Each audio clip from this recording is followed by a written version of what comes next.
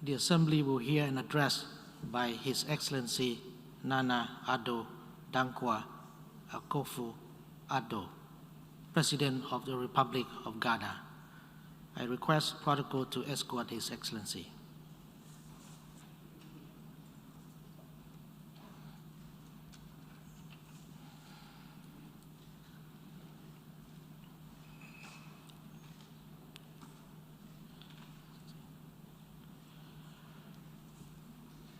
On behalf of the General Assembly, I have the honor to welcome to the United Nations His Excellency Nana Addo Dankwa Akufo Addo, President of the Republic of Ghana, and invite him to address the Assembly.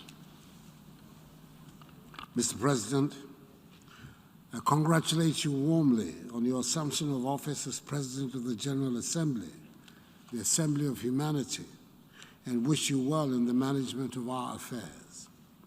I congratulate also the Secretary General on his unanimous re-election for a second term. The common agenda that he has outlined provides us with a powerful framework within which to tackle effectively global issues in these first decades of the 21st century. The presence here in New York of 102 leaders of nations in this 76th session tells us of our resolve to return the world to normalcy. We're not there yet, but we're making considerable progress. Back in 2017, when I made my first appearance at the General Assembly as the newly elected President of Ghana, I said neither Ghana nor Africa wanted to be scars on anybody's conscience. I said we want to build economies that are not dependent on charity and handouts, because long and bitter experiences have taught us that no matter how generous the charity, we would remain poor. Between 2017 to 2020, Ghana recorded an average growth rate of 7%, amongst the highest in the world. In 2020, when the global economy in sub-Saharan Africa has contracted by 3.5% and 2.1% respectively, Ghana was one of the few countries that produced a positive growth rate. This is a testament to our determination to build a Ghana beyond aid. 1 year on, although infection rates and deaths are relatively lower in the region, the virus's impact on economies and livelihoods has been damaging.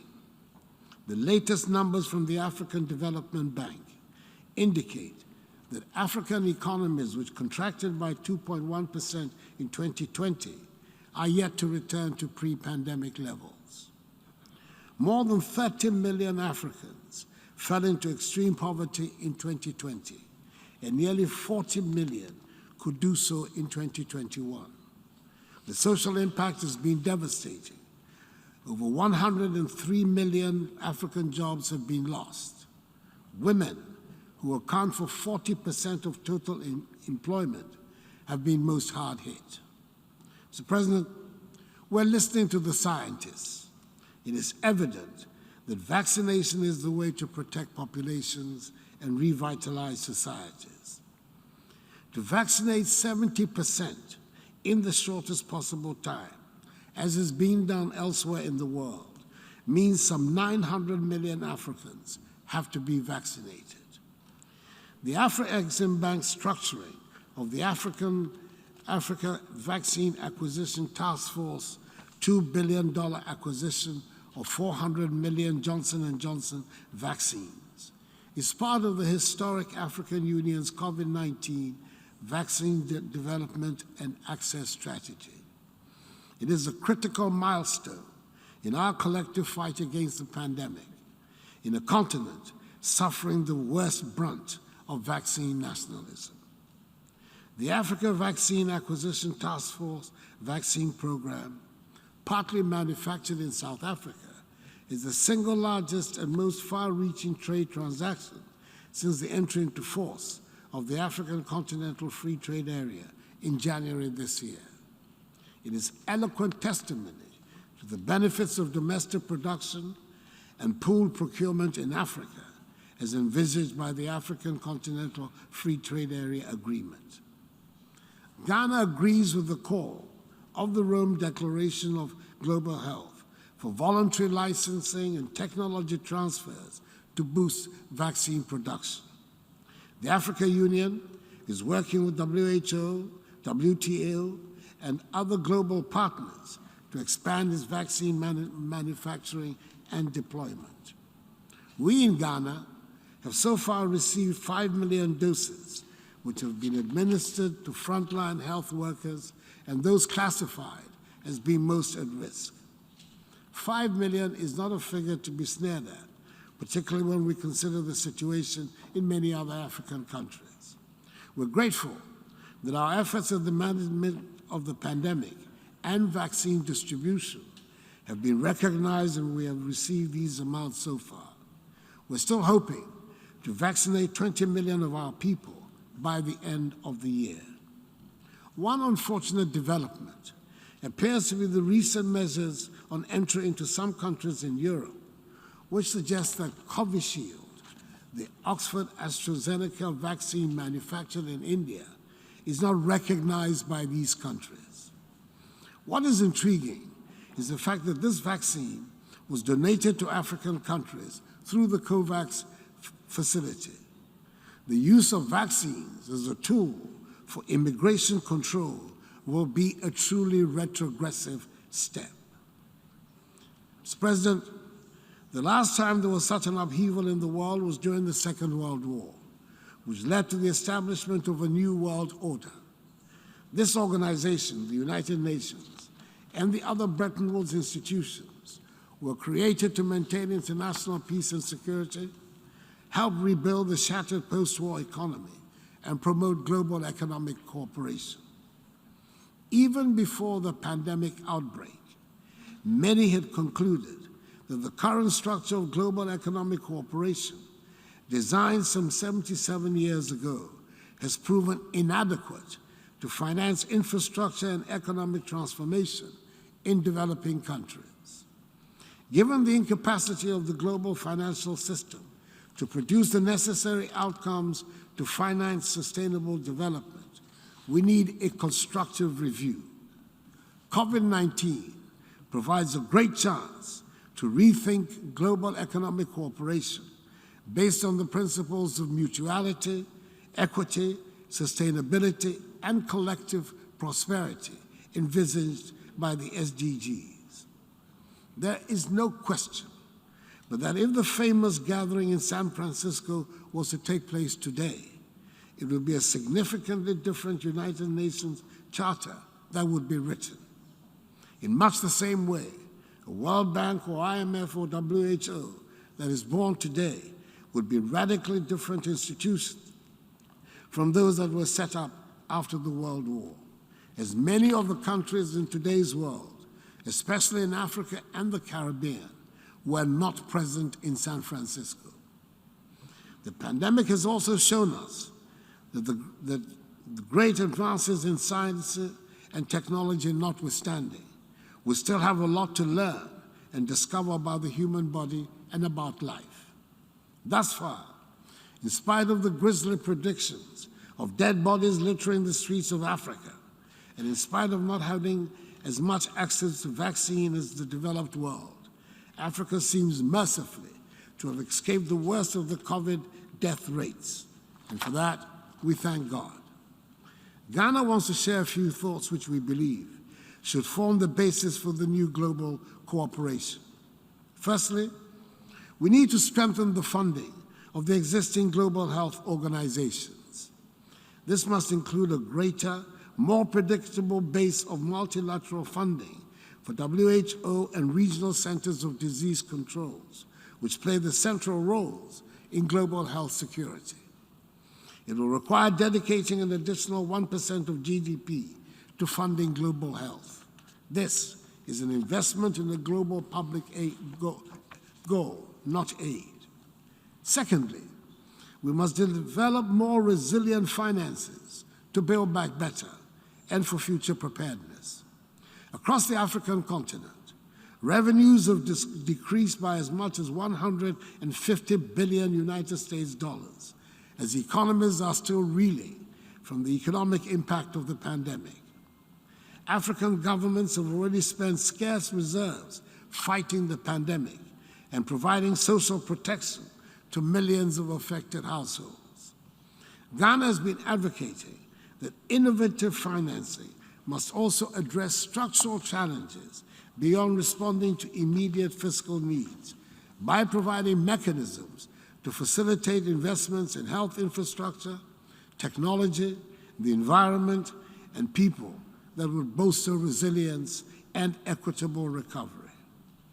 The IMF's unprecedented $650 billion United States SDR allocation offers a unique opportunity to provide additional financial resources to address the vast and surging inequities the pandemic has revealed and a crisis to come.